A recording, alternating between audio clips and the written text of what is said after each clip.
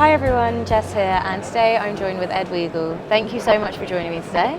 Well, thank you for having me. I've been coming to this Aviation Festival for the last 10 years or so. It's a great event put on by Terrapin, so congratulations on another successful year.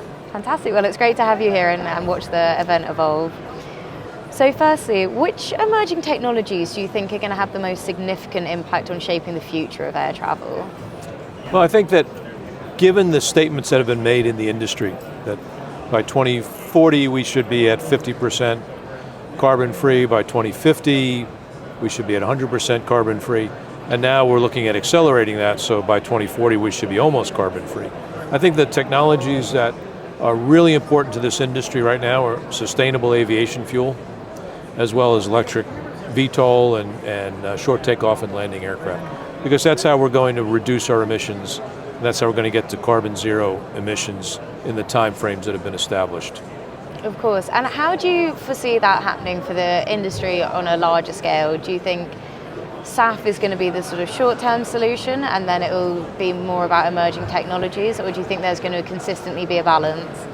I think that SAF will be with us for a long time.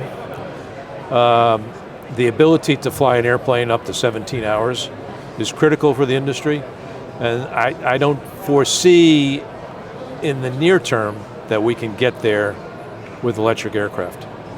So SAF will be critical. Over time we'll eventually move everything to electric and hydrogen, but right now we're going to need a combination.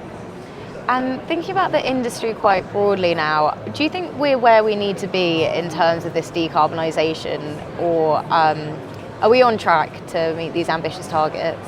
I think so. When you see the progress being made every day, and airlines are announcing that they've signed up for SAF, and they have flown flights 100% with sustainable aviation fuel, and a real focus on that. And then when you're seeing what's going on the eVTOL side and the eSTOL side, right? So many manufacturers, so much being invested in technology, lighter batteries, lighter composites, better avionics up front, all of those things that permeate through the entire aircraft. All of those are being developed as we speak. And you see so many entrepreneurs out there. It's really heartening to see so many out there working on all of these solutions for the industry. Absolutely. And then when it comes to passenger expectations, what areas is the industry falling short, and how can we learn from other sectors here? You're seeing a lot of progress in terms of the onboard configuration, the cabin configuration, the seats, first class seats, business class seats, premium seats, even economy seats, right? So all of the things that we're learning in terms of lighter materials and composites and the components that go into the seating and the lighting and the cabin configuration, all of that's being improved every day, and we're seeing a better customer experience on board the airplane. That's going to take some time for that all to catch up, because we've got airplanes that were built 20, 25 years ago that are still flying. But eventually we will get to very ergonomic, user-friendly cabin configurations, which I think is the next great thing that we need to fix and solve in this industry. And bringing it back to the sustainability challenge, what strategies and initiatives are going to have to be the priority here, and how can we lay the foundations now for decarbonisation long into the future? I think that we need to continue the public-private partnership. So we're seeing on the eVTOL side, for instance, tremendous work being completed by local governments, county governments, state governments, federal agencies like the FAA and DOT in getting us ready for this.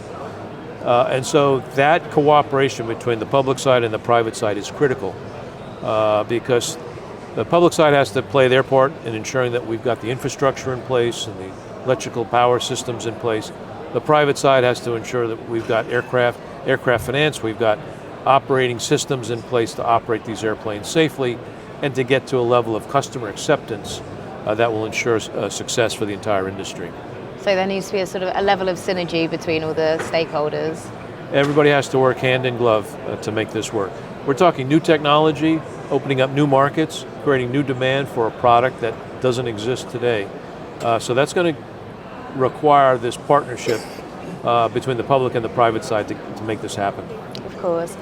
And you said you've been coming to this event for a long time now. How have you seen it evolve, and how do you think it helps to drive innovation within the industry? Well, as I walk around today, for instance, I would say 2 out of every 3, maybe 3 out of every 4 booths is focused on technology. Software technology, technology on board the airplanes, technology for reservation systems. That's what's driving the industry today, is the technology side of this business. And it's fascinating to walk around and see all of the different solutions that have been created. You know, I started in this business 40 years ago, where, you know, the Sabre system from American Airlines we thought was the greatest thing ever invented.